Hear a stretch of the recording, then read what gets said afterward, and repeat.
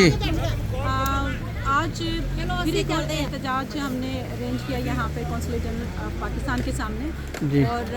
یہ احتجاج اور اس طرح کی مختلف جو تحریکیں ہماری چل رہی ہیں وہ چلتی رہیں گی جب تک کہ عمران خان کے حق میں انصاف کے مبنی فیصلہ نہیں ہو جاتا، جب تک پاکستان میں کرپٹ حکومت چلی نہیں جاتی، اور جب تک پاکستان میں ایک پراپر الیکشن کا اناؤنسمنٹ نہیں ہو جاتا۔ جو اہم بات آج کی تھی جو اس وقت بہت ضروری ہے وہ یہ ہے کہ انٹرسیپٹ ایجنسی نے بھی،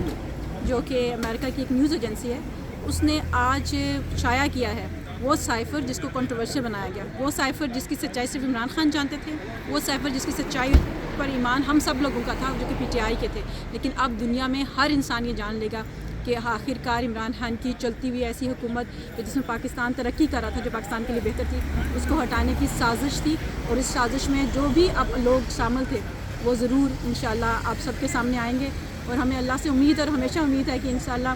حق اور سچ کی جیت ہوگی۔ لیکن میری قوم کو صرف یہ پیغام ہے کہ باہر نکلیں